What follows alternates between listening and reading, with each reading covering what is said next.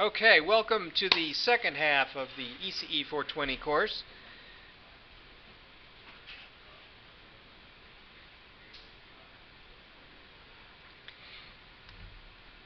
So, the reason why we study ethics in a class like this is because it gives us an opportunity to discuss some of the ethical dilemmas that we may encounter in our workplace. And it allows us to think about what it is we could do in order to be able to resolve some of the ethical problems that we may encounter.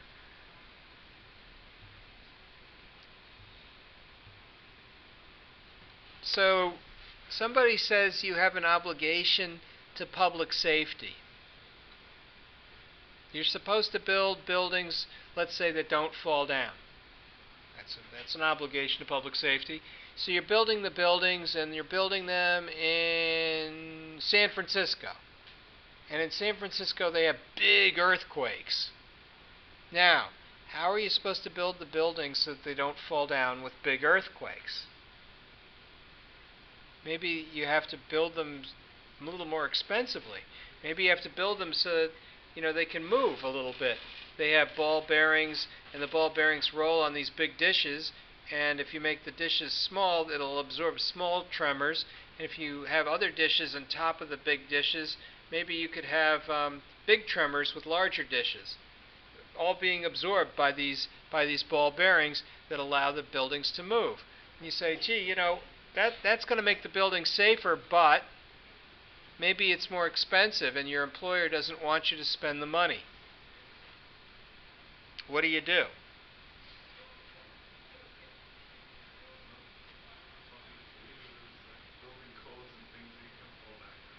Building codes don't require that you make the building that safe. So they set the minimum. Yeah, they put in the minimum. And that's what a code of ethics is. It gives you the minimum guideline of what you need to follow to not be breaking any rules. I'll give you an example. You're an IEEE member and you're supposed to design things so that they're safe. When you put up a toxic waste pool for all the toxic waste, instead of just dumping it into the ground, you're supposed to line the pond. That keeps it from getting into the groundwater and poisoning the adjacent village, which uses the groundwater because they have wells. Lots of towns in this country don't use city water. They go right into the wells. In fact, in West Virginia, where they do use city water, that got polluted anyway. And so they didn't have any safe water, even though it was city water. So just because it's city water doesn't mean it's safe water. In my city, the city of Milford, they argue about how much arsenic is considered safe in the water supply. Me personally, I don't think any arsenic is safe. You don't need that. In the linear model, the more arsenic you eat, the worse you are. Don't eat arsenic. That's bad. So they say, well, a certain level is safe. I've been drinking a lot of bottled water as a result. So I'm in an interesting, dilemma, right? Because I don't like the idea that I have to have only bottled water, but in fact, I also don't like the idea of having to drink arsenic, because that's bad, right? Isn't it? That's bad. So what do you do when you have these conflicts? How do you arrive at a correct judgment? Right? Somebody tells you, geez, we're going to have to build some unsafe buildings because we can't afford to build them right. And you say, well, that's too bad. In this country, you're supposed to line the pollution ponds. But if you go to Mexico, they don't have the Environmental Protection Agency there. And if you want to dispose of paint thinner by dumping it into the groundwater, you certainly can, because there's no Environmental Protection Agency. You do what you want. Do what you want. So then, what do? Should you do that? I'll give you an example. In the Bush administration, George Bush was a Texan oil man. His vice president, Cheney, was also an oil man. He was working for an energy services company that shall remain nameless. And what they decided to do was to make it so that the EPA could no longer regulate oil companies. Because they're oil men, and they can do that. So they pushed it through Congress, and now the EPA has no regulation over the fracking fluids that people pump into the groundwater. So now what happens is people go to the groundwater, and they can take a match, and they can hold it to the groundwater, and it will light on fire. Because the fracking fluids are very flammable.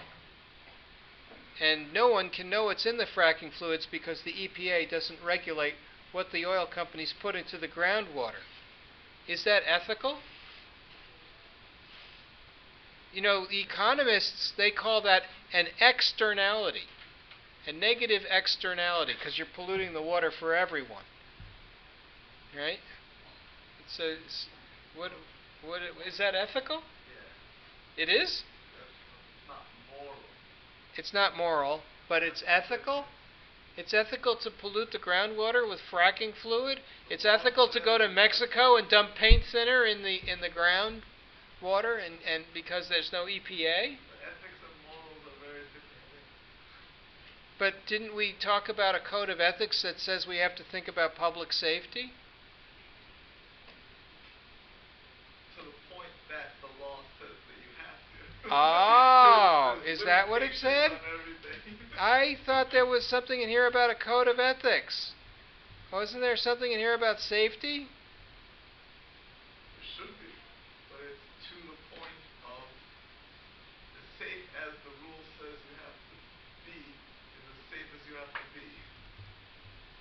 So as the laws change, like maybe they'll say in the future now you have to regulate fracking fluids and this and that, then you have to maintain the minimum. Well, here it says, accept responsibility in making decisions consistent with public safety and the welfare of the public, and to disclose promptly factors that might endanger the public or the environment. So if I work for the oil company, shouldn't I be telling people about the dangers of fracking fluids? Well, your job is to tell your manager, and then that manager's job is to tell his manager, until it gets up to the CEO who makes the decisions based on what his attorney advised him. Oh. So, in effect, I don't have to really blow the whistle on my company, even though I know that the fracking fluids are carcinogenic and will cause people to have cooties and little arms that grow out of their heads like this. By informing your manager, you're accepting responsibility in covering yourself with this rule. So, in other words, only thing I have to worry about is writing a memo? Pretty much, I'm pretty sure that would cover you. You wouldn't. I don't think the IEEE would. Well, I knew I was going to kill a whole town full of people, so I wrote a memo. I'm off the hook. Is that true? You're confusing again moral with ethics. I'm off the hook. No one can get me now. Oh, wait a minute. Couldn't I be sued? So hopefully that's why you would be following your chain of command to protect yourself. I see. But that's what ethics just set the minimum guidelines for what everyone in the whatever agency it is following. And then your own personal morals determine if you want to risk your job and your ability to ever work again by blowing the whistle. That's all your personal decisions. But the ethics set the minimum guidelines of what you have to do. Well, so disclose promptly. Yeah. That doesn't mean disclose to the public, does it? It doesn't have to be. I could disclose it to you. I could just say, hey, fracking fluids are bad for you. Don't drink that. And I'm sure you probably have a union rep that you could speak to who could advise you what this really means and how you should handle yourself. Ah, an omnibus person. Yeah, who could also help relieve you. They call them the omnibudsman. So what do you guys think?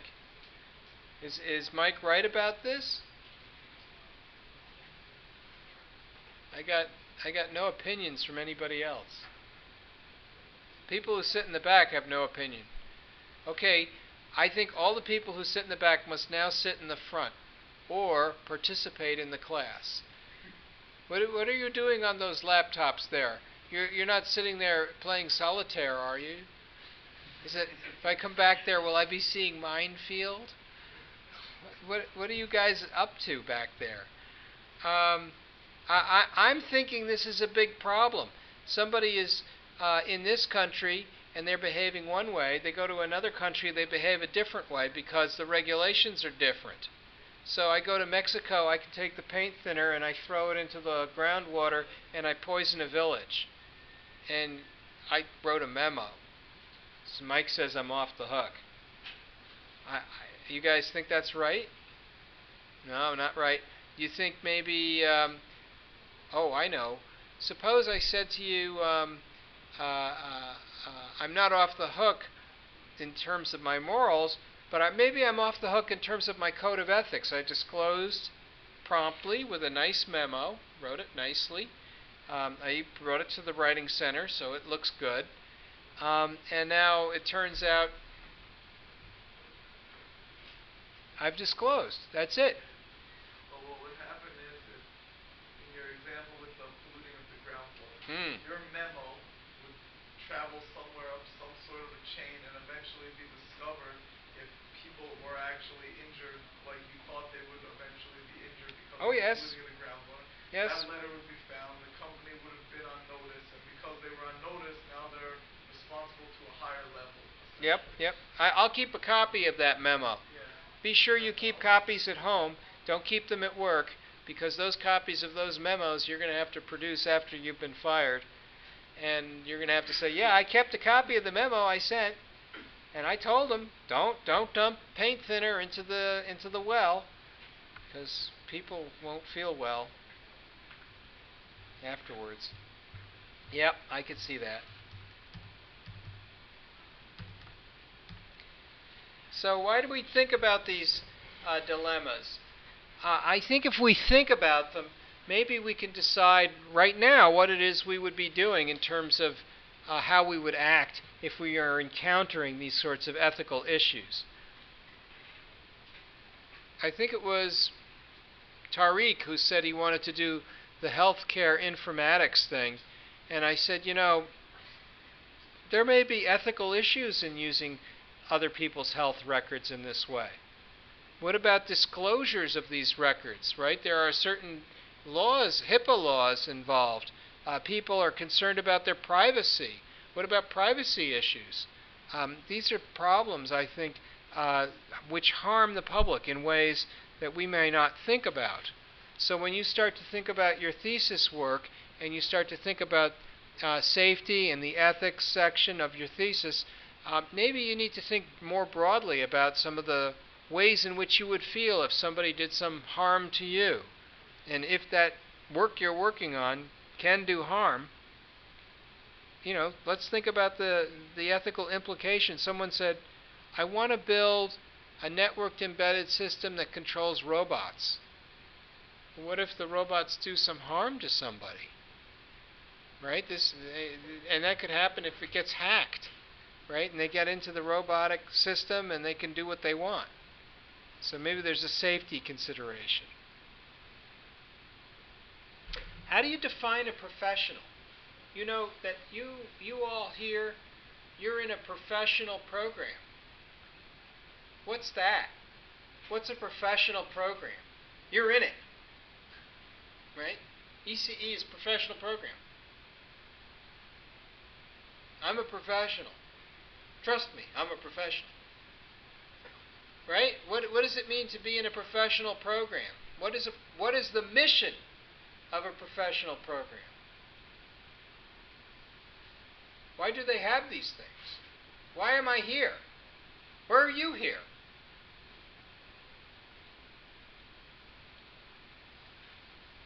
Oh, nobody knows. This is terrible. You came to this country to study in a professional program. You did it for a reason. Did you just do it because you thought it would be fun to study? No, maybe studying is more work than fun. Although I think it must be fun. Why? Did you want a job? Yes, that'd be good. Getting a job, that way you could pay back all those tuition bills that you're probably paying. So maybe the primary goal of a professional program is to ensure that its graduates are able to practice in their profession. And I don't care if the professional program is a engineering program, or an education program, or a business program, or a chiropractic program, or a dental program. These are professional programs. Nursing, that's a profession, professional program. So the goal of the program is to ensure that you're able to practice in the profession, and if I can't place you in jobs in your profession when you want them, then that doesn't speak well for my program. So my goal as a professional in this program is to make sure you're able to practice in this chosen profession that you're in. Right? This is not liberal arts. You're not going to become poets where you're able to tell your activity by the questions that you ask. Right? Think about it. I can tell your profession by the question you ask. If you're an accountant, you say, how much does it cost? If you're an engineer, you say, how does it work? If you're a physicist, you say, why does it work? And if you're an art history major, you say, do you want fries with that? Right? It turns out we can tell a lot by the questions that people ask. So when I think about a profession, you should have some kind of skill or knowledge that's going to add value to your employer. When you practice your profession, you're going to have codes of ethics, right? The guild that you belong to, the IEEE, is a professional guild. Then you're going to have these codes and you're going to abide by these standards. If you're a professional engineer, presumably you have some sort of a degree from an engineering school, presumably an accredited engineering school. You perform engineering work and you're registered as a professional engineer. And then you can write the word engineer next to your business card. You can write PE. You can write Professor Lyon, engineering consultant. Because engineering is a regulated profession in this state. And you have to pass a PE exam to claim that you're an engineer and sign blueprints. We have a dean who is a civil engineer. He can sign off on the blueprints for a bridge that people drive across. You know, I can't do that because I'm not that kind of engineer, but he can do it. And you could say, but wait, doesn't a physicist know about free body diagrams? Yes, but they don't know how to design a bridge. And you don't want the physicist to design the bridge you have to cross with your car, because they're not that kind of engineer. They're not engineers at all. They understand the principles, but they don't know how to design.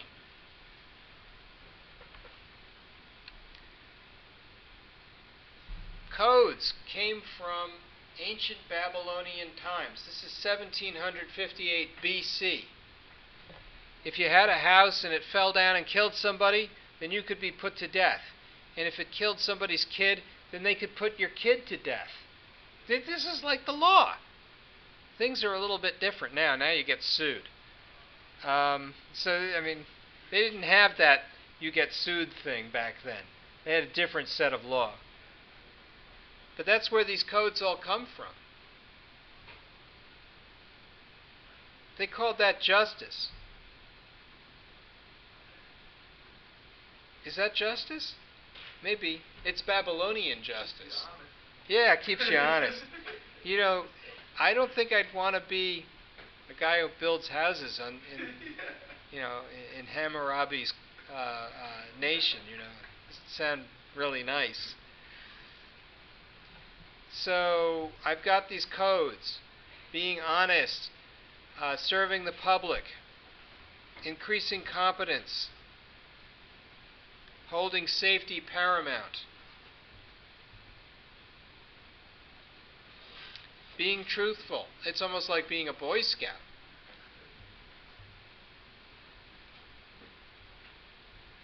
Let's see now. Development. This is what they call lifelong learning. This is keeping your skill set sharp so that you can be employable. Remember, after you get a job, you're only one job away from unemployment. It's true. And so then the question becomes, how do you know if something is safe? This is a big problem, right? Is driving a car safe? Not even close, right? Lots of people are getting killed driving a car. Cars are far more dangerous than guns. Cars kill lots more people, right, than guns, at least during peacetime. So does that mean we shouldn't drive? How do I know if it's acceptable to drive? I mean, today I was driving without snow tires, in the snow, while it was snowing, and I thought, I'll make it. It was white knuckle all the way on I-95. I judged the risk to be acceptable. Not only was I a danger to myself, but to others. I was unethical. I shouldn't have gotten behind the wheel of that car without snow tires. In fact, the only reason it snowed is because I decided not to put snow tires on the car this year. It's my fault. So, engineering is a profession. It has its own code of ethics. I think the IEEE code of ethics is the code that applies to you, but the different professions have different codes. Mechanical engineers, our colleagues, they have their own ASME code of ethics. The software engineers, they have an ACM code of ethics. It's a little different from ours. And so when you are working for somebody who is in management, they use a management code of ethics. And maybe what they're trying to do is have a fiduciary responsibility to their shareholders by optimizing short-term profit and having a nice net profit margin for the end of the quarter. And they don't want to see something like the increased cost of a building to harm their profit margin, even if it means making the building safer. So your code of ethics may be in conflict with their code of ethics. And that's one of the things that you need to think about.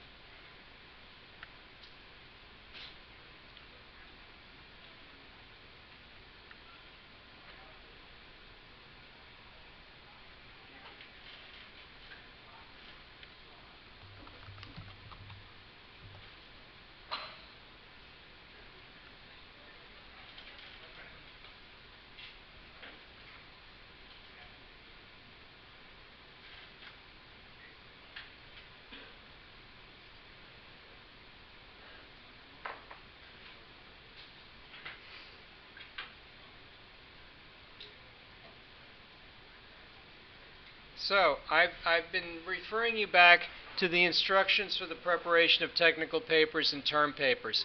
I've got this online. It's something you guys should take to heart. Is there a question in the back? One of the things that I had hoped that you guys would do was have a proper problem statement by now. The problem statement. Given some condition, subject to some constraints, find a solution. We should have something contained, something you can solve in 15 weeks, something that you can build and test in 15 weeks, and then write about in the following 15 weeks. Maybe even come up with some means of refining your designs and quickly prototyping a few different designs. These are the kinds of things you're going to need to have to do in a contained problem statement. I think Tariq said he was going to just discover new diseases by comparing health records. Too broad. Not good. Figure it out. You need some specific thing. Maybe you want to focus on the link between obesity and smoking. Maybe you want to focus on something that you can easily tap into, healthcare records that are made public by the National Institutes of Health, something you can easily measure, and then search for correlations between that and some other disease. But don't just make it so broad that it can't be finished. That's no good. I know somebody wanted to do something about Networked embedded systems. Okay, that's great, but let's find a specific problem that you can address that essentially says, yeah, this is the one thing I'm going to be able to build and construct by the end of a 15-week period. Because otherwise, you're not going to have a thesis that's doable. So I want down-to-earth, perhaps routine engineering for this proper engineering problem statement. Something you can just finish. Because otherwise your thesis is going to go on and you're going to be so unhappy because you won't be graduating.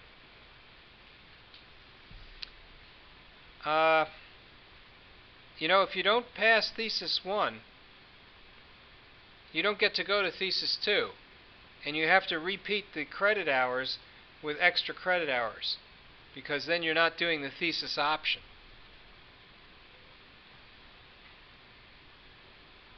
So you need a proper engineering problem statement. A well-posed problem is a necessary but insufficient condition for finding a solution. If you don't have a good problem statement now, you cannot do a thesis. You just can't do it. That's so important. And it's already like week 6, isn't it? Maybe week 8.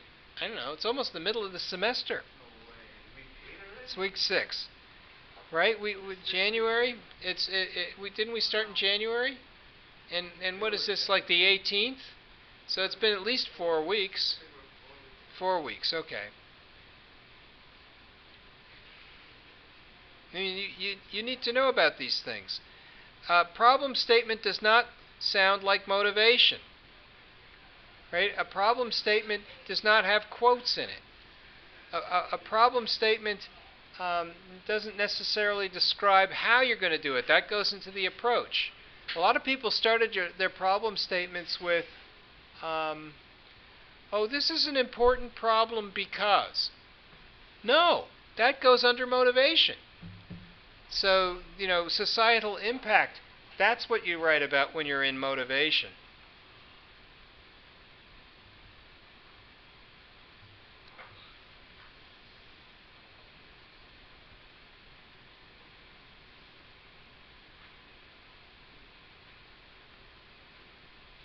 So last time we talked about the thing that was due today. That was the approach. And maybe you reworked your problem statement a little bit. You can continue to work on your problem statement and your approach, but for your next subsection, I think it would be really good if we talked about your motivation. So this goes to the basic question of what is the body of knowledge that you intend to contribute to, and why this is an important problem. And maybe the answer is it's important to you, but maybe it's not important to a lot of people. But hopefully it's important to more people than just you. Someone said something about, I want to solve the world's pollution problem. Okay, you know, that's too big a problem. It's very important. A lot of people are motivated to solve the problem, but I can't see you solving it in 15 weeks. Somebody says, I want to find the correlation between smoking and obesity. I could say, aha, there's a problem, very important. A lot of people could solve this problem easily if they could find the data and find the techniques in order to be able to correlate the data. So now I've got a good way to say there's societal impact to the problem. Maybe there's something to be said for the originality of your approach to the problem. You could say, well, I want to do a networked embedded system where I do high performance A to D and D to A conversion for control and digitization on a Raspberry Pi. A to D conversion and D to A conversion has been done before, but we don't have any self-contained system that can go and plug and play straight onto a Raspberry Pi. So my way is slightly different, and that contributes to our ideas about how we can build certain kinds of computer architectures for these systems. So that's fine. So let's think about motivation as our next homework assignment. We're in IACT2014. And what we'll do is course content, and we'll do an assignment. And I believe we're going to call this homework number 4.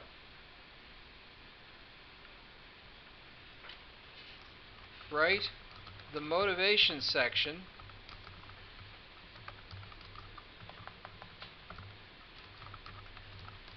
for your thesis proposal.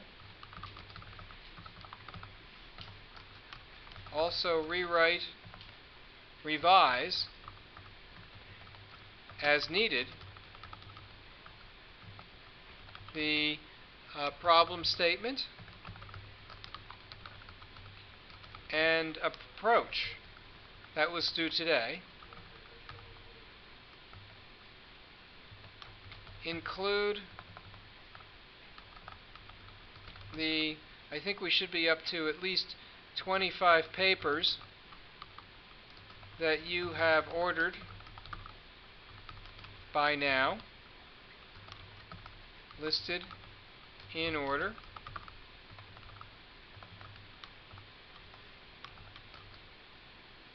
And you can use, if you like, an annotated bibliography.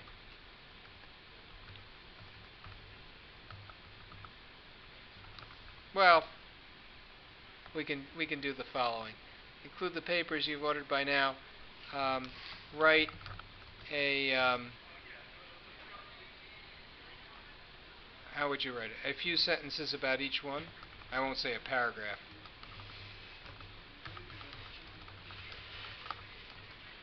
You should be reading your papers as you go.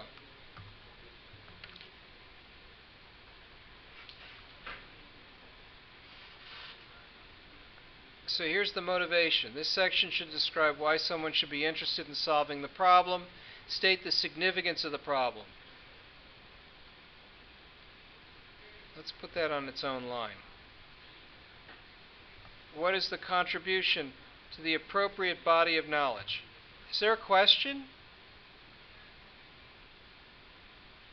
I'm hearing murmuring in the back there. What are the wider principles emerged from your research? How can people use your research? Can people in other fields use your research? What's the impact of your research? How can other researchers take your work forward? Why is this important? How will you apply your research? Who will apply your research? What will they do with your research? When will they do it? These are all potential questions you could try to address. You don't have to address them all.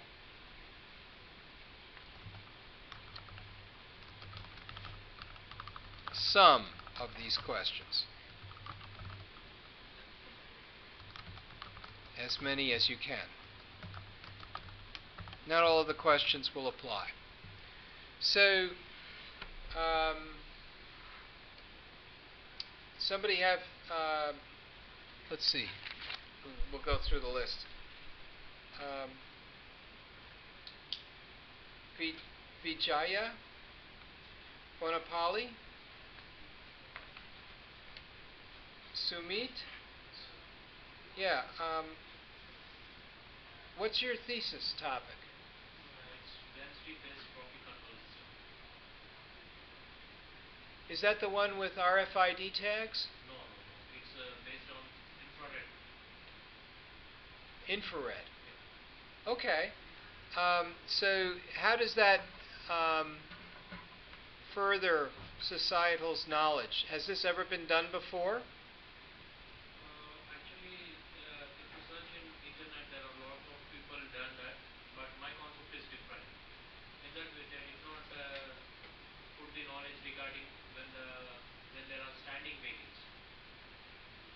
But I want to improve that by considering the standing weightings in that. So you're going to try and reduce traffic congestion by retrofitting a traffic light of some sort?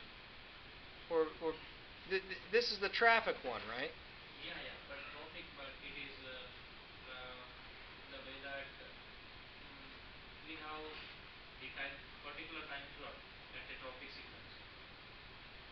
Well, I mean, suppose you said that you were going to put in a computer with a camera that could see the cars.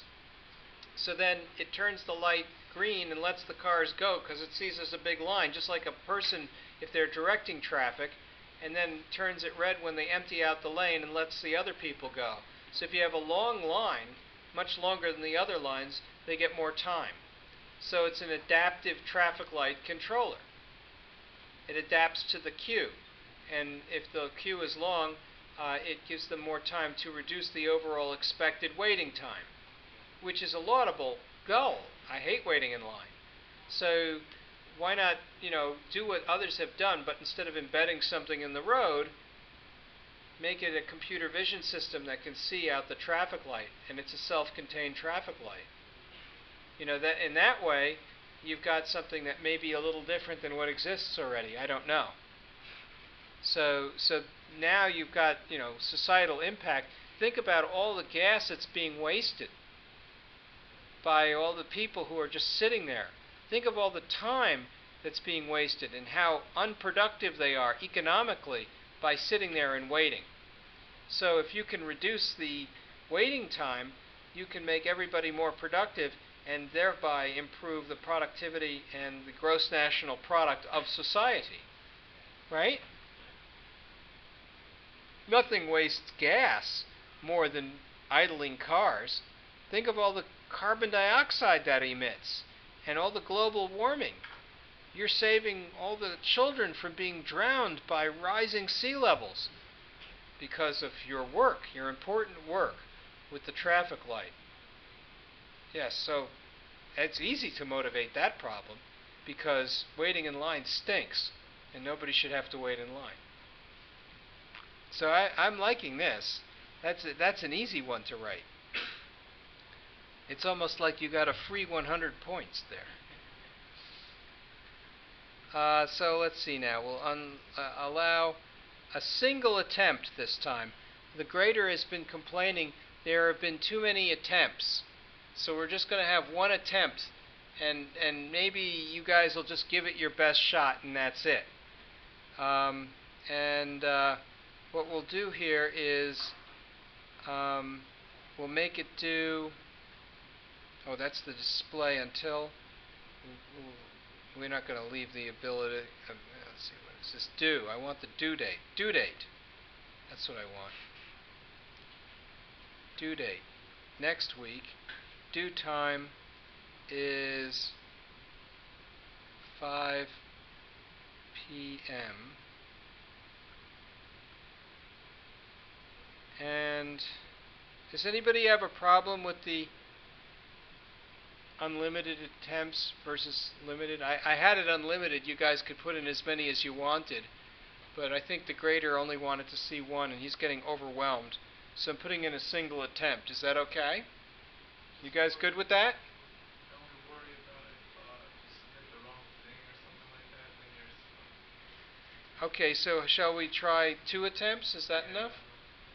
Number of attempts is 2. Because I don't think there's a Well, way if you to... put unlimited attempts, but the last one, the final one is to be considered. This is the next one. Will be 2. So the last one is still unlimited. But the next one will make it 2. See how that works out. Just try and be careful before you submit it, please. And I think that's it. Submit. And so now you have homework number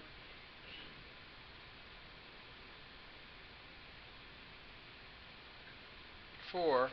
You know what I should do is I should give it a title.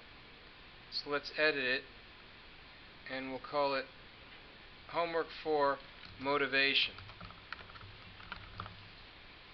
And some of you have already written something or other for the motivation, but I'd like you to try and, formalize it. And there are certainly people who could improve their problem statements. And if the problem statements weren't good last time, they have to get better quick, because we're running out of time. We can't just keep rewriting our problem statements all the time. Anybody here have troubles with their problem statements? Anyone have a question about problem statements? You guys are good, huh? All right. How about this homework? Is this homework well understood? Yes?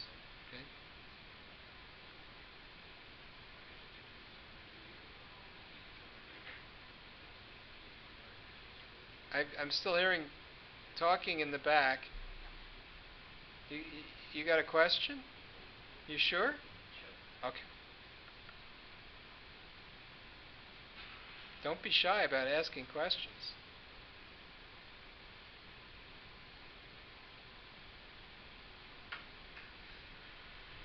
So, sometimes I think people have trouble with basic questions like what is a constraint? You know, when I think about a proper engineering problem statement and then I think about a constraint, I don't think about a constraint in the normal way. I think about a constraint in the mathematical way. You know, some people might say a constraint is, well, you have to be to work at 9 o'clock, you know. But if a mathematical constraint is somewhat different. If a constraint is a mathematical constraint, an optimization constraint where you're trying to minimize energy or minimize cost or minimize time to market, then you've got some sort of constraint on that. And once you satisfy the constraint, then what you are in is the space of what's known as the feasible solutions. So feasible solutions satisfy the constraints. So if I have a biological sensor and it's going to go in the body, maybe it emits some sort of radio frequency, there's a constraint. Even for instrumentation systems that the FCC has approved that says, look, at 2.4 gigahertz, you don't have more than 100 milliwatts of radiation per square centimeter of skin. Why? Because in rabbits it makes them go blind and it reduces their sperm count and it's generally considered bad form for humans. It's the same level of radiation, same frequency that your microwave oven has. It's also the same frequency that your router has. So don't sit on top of your router.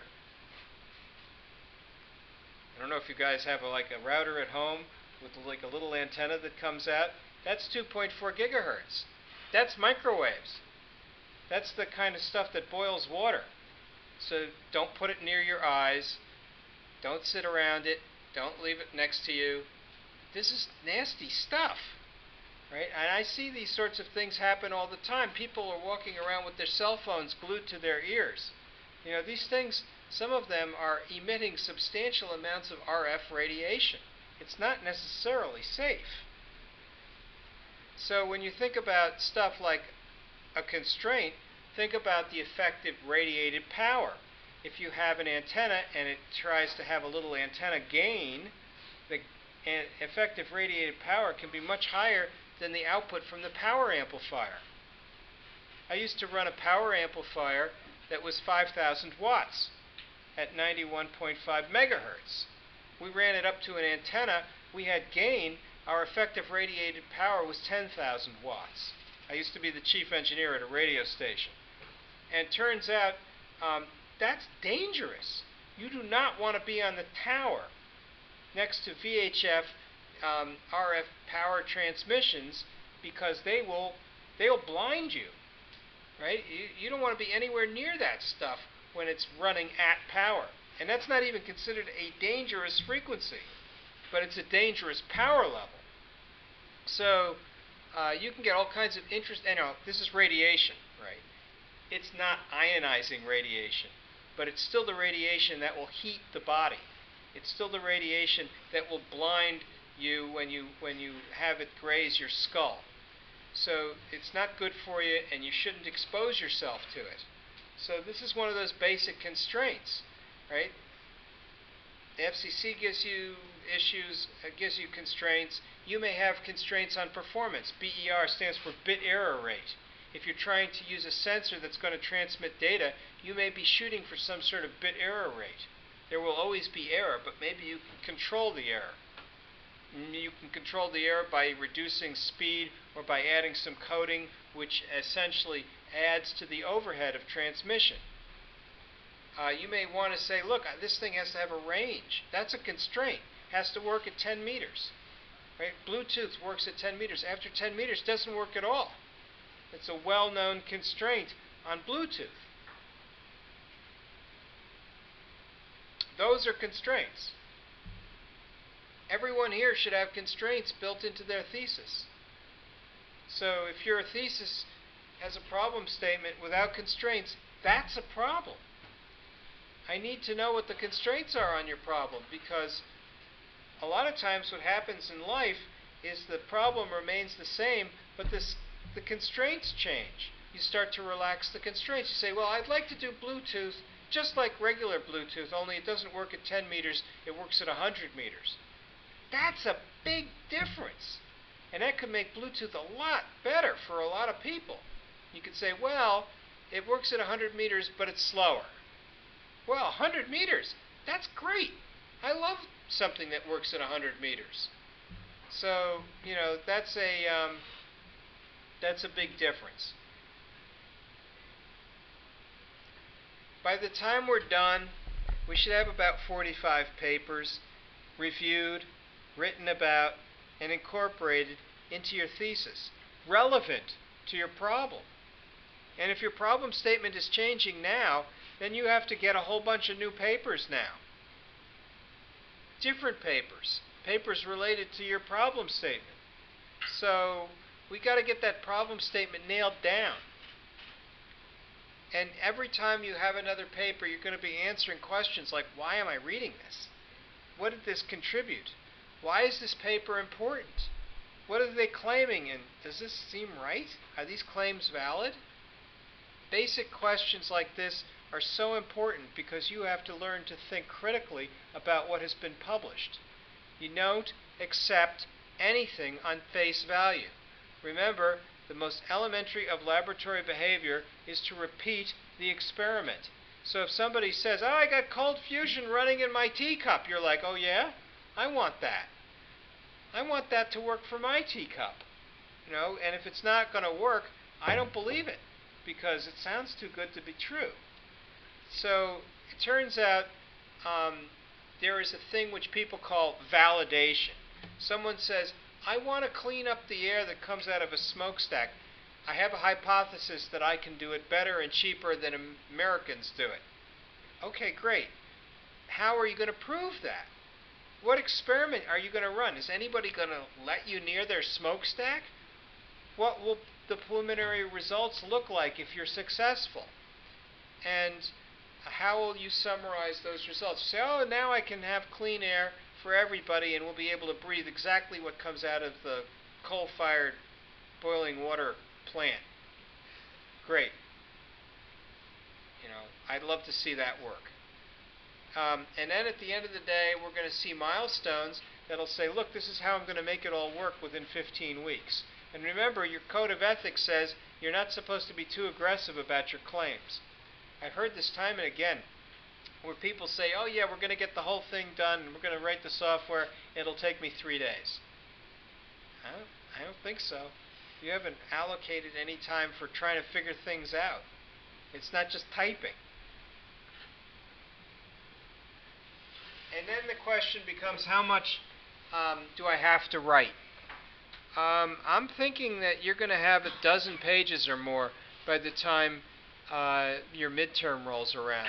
So the writing you do now, it's all contributing directly to the midterm. And that midterm contributes directly to your final.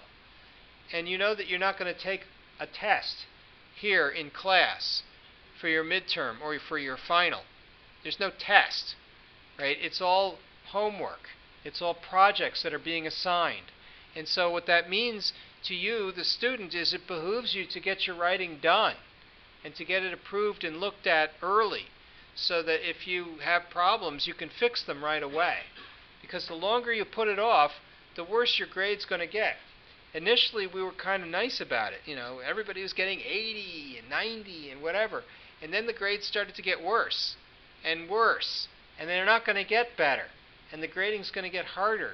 And the reason why is because by now, if you don't have a problem statement, you're getting yourself in trouble.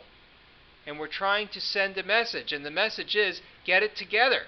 It's too late to start messing around now. You should know your problem statement. So if your problem has changed and you've got to order another 22 papers because your problem statement is different, that's a big deal. Because not only are you going to order those papers, you're going to have to wait for them to come in, and then you're going to have to read them, and then you're going to have to write about them, and now you're getting yourself kind of behind, and you're getting yourself at risk. And that's not the kind of problem you want to be in. And not only that, sometimes I think people here have a little trouble with their writing. And if somebody writes to me and says, "Oh, Professor, I couldn't get to the writing center because of snowstorm," I'm like, well, it didn't storm every day. You had a whole week to do the assignment. It's time to sort of get it together and make sure that you can get your stuff proofread. So I'm thinking, you know, this is important. Manage your time properly. It would be totally okay for you to, like, collar me after class or before class or in office hours and say, "Oh, Professor, I've got these issues with my problem statement," or whatever, and I'm happy enough to chat with you about it and try and work it out. It's not my goal here to just find fault. I'm honestly, I know it sounds like I'm being cruel or something, but I'm trying to be nice by helping you figure this out. So it's not easy to write a problem statement, and it's not easy to write. Writing is not easy for me even.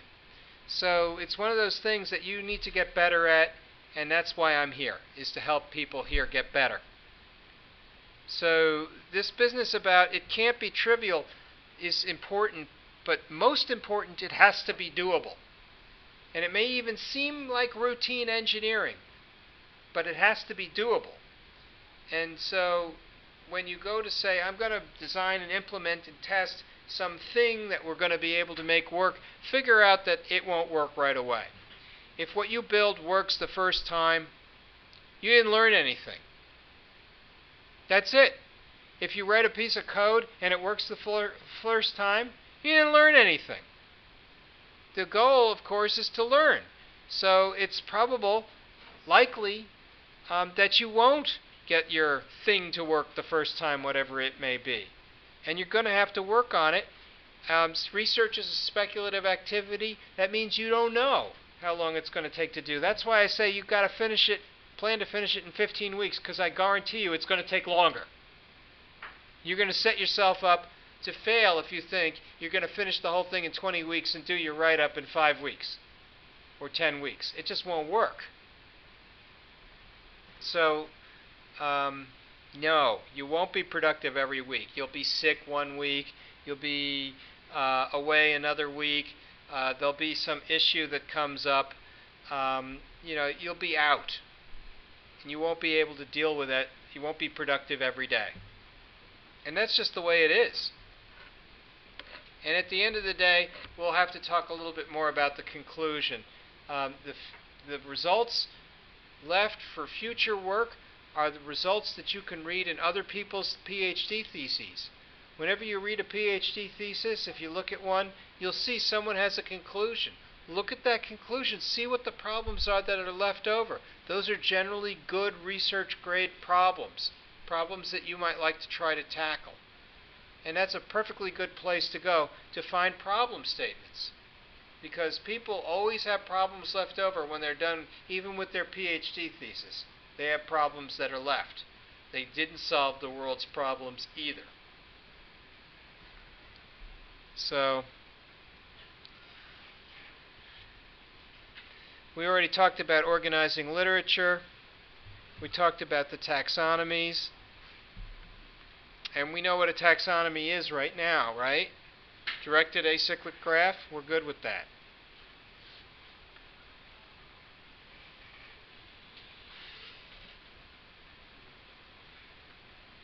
got a question? No? So now what I'd like to do is I'd like to introduce you to Kickstarter. Anybody here ever hear of Kickstarter? No? You guys never heard of Kickstarter? Here's a Kickstarter. Let's see. We'll discover a project. Search for projects.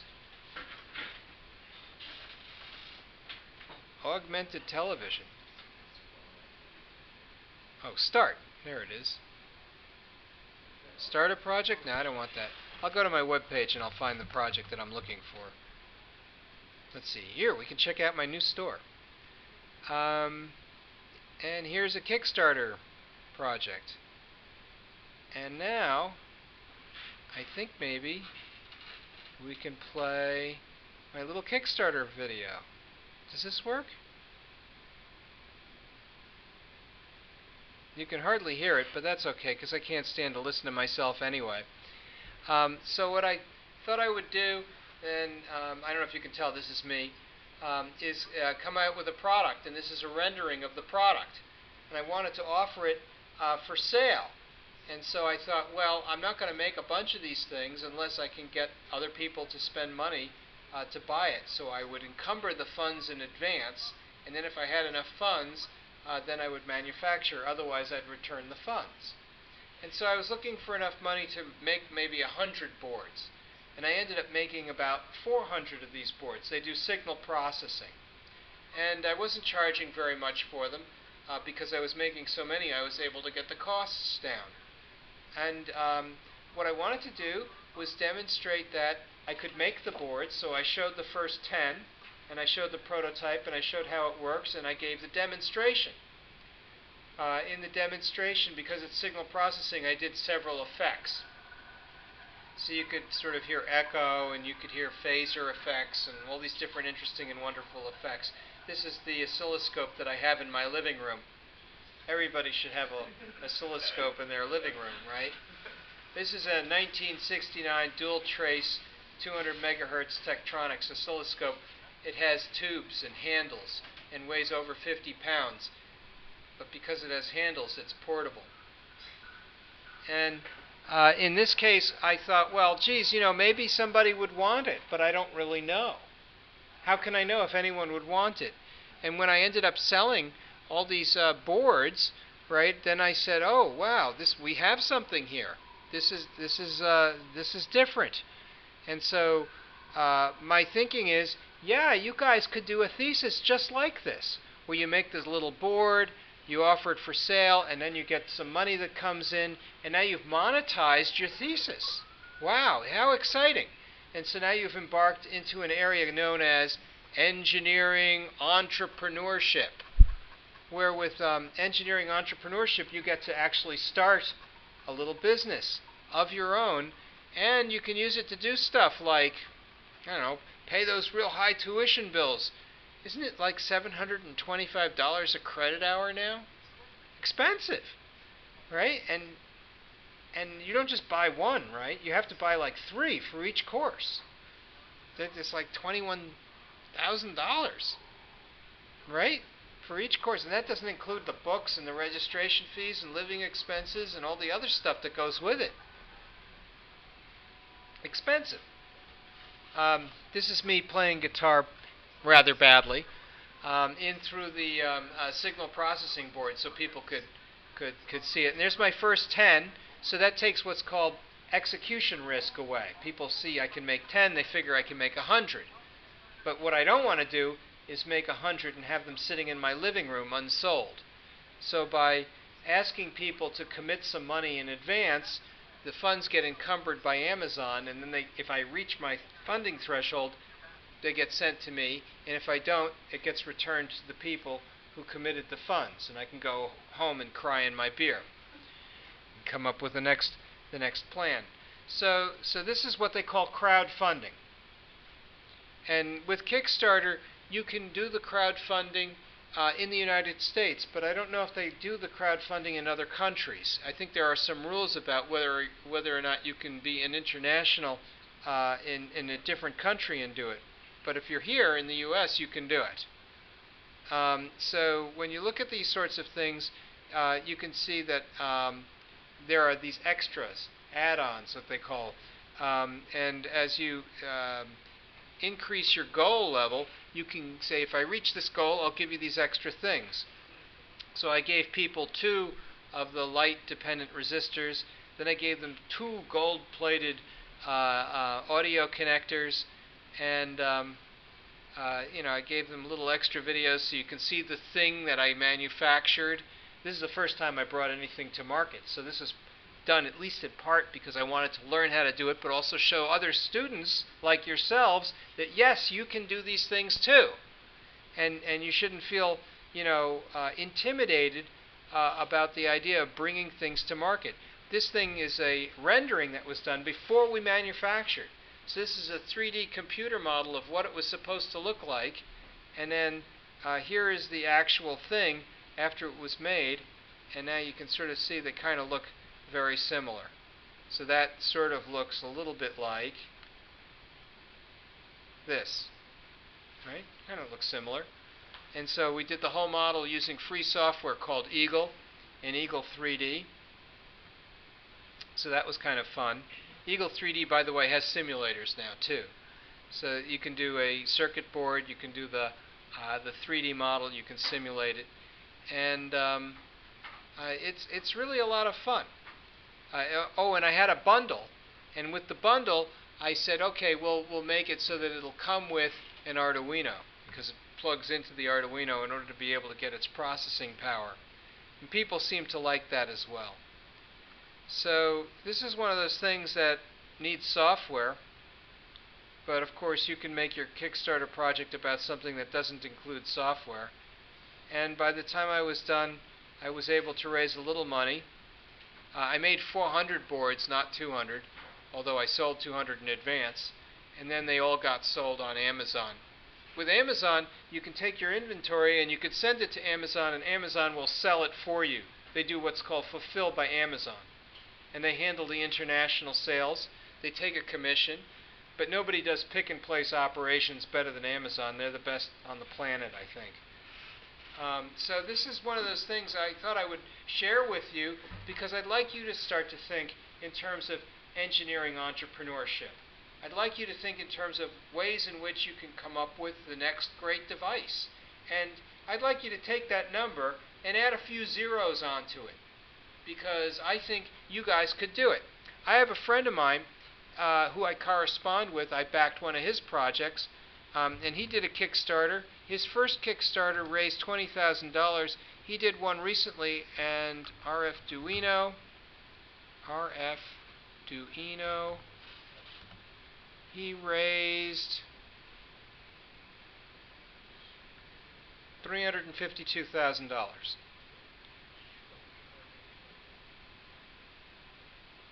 With 3,000 backers, right? And what he did was someone said they wanted to do networked embedded systems. He took his little Arduino. This ceramic antenna is all the antenna he needs to do Bluetooth. And so he took the Arduino, bundled it with a Bluetooth, made a little surface mount chip, started selling them like hotcakes. People love this stuff. And he made a series of different variations, including, let me see if there's any. Yeah, he's tons of backers. He did the $5,000, which was the goal, the first day. Did $20,000 in 4 days. It's just really cool. And here he's controlling this little robotic device with his iPhone. And here he's doing sensors and controls. He's measuring temperature, measuring the plant, controlling the little robot using his iPhone. Fun. Having a lot of fun with it.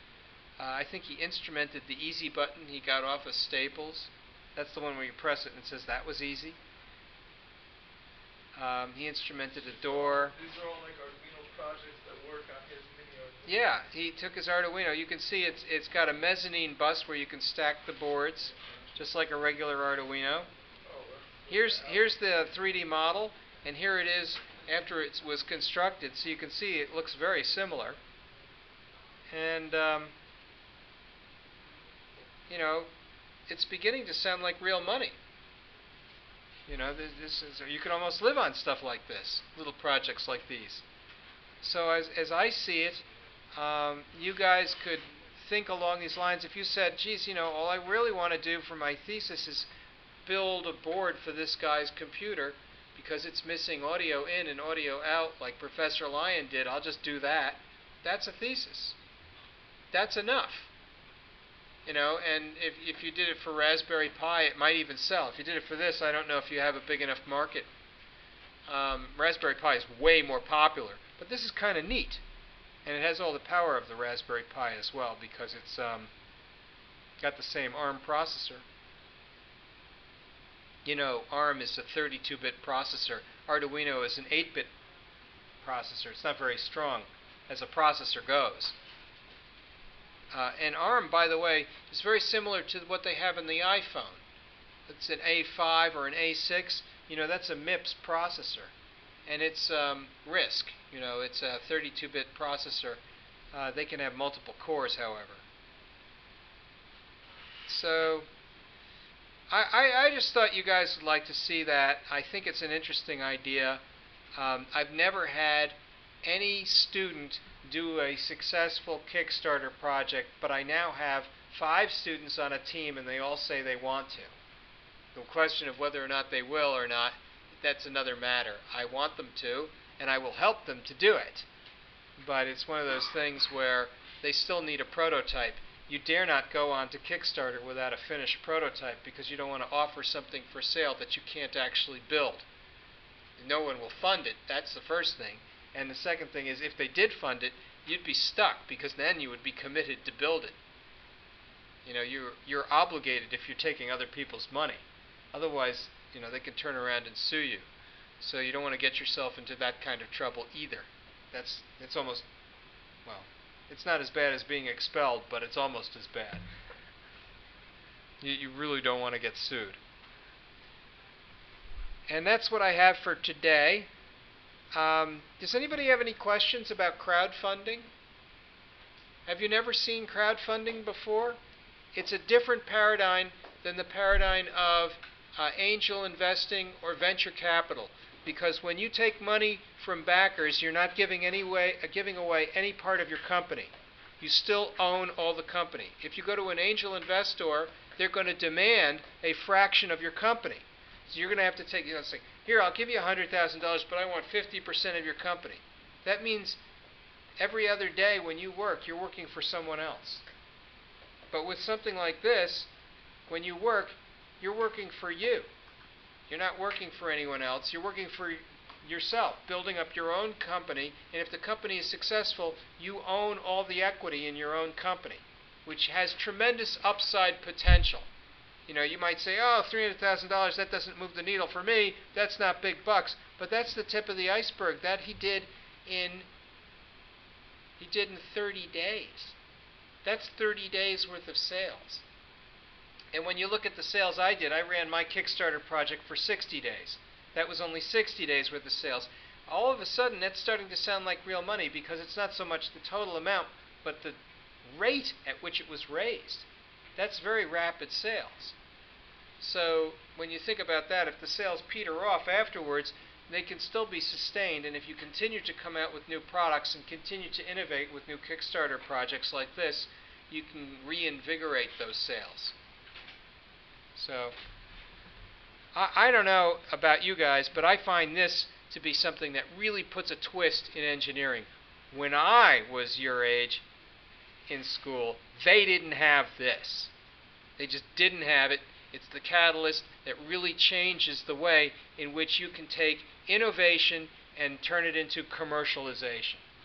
And that's what makes, I think, engineering very exciting, because it's really changed things in a way that we didn't quite expect when we first started out as engineers. So that's what I have for today. You've got a homework assignment. Stay warm and drive safe. Thank you.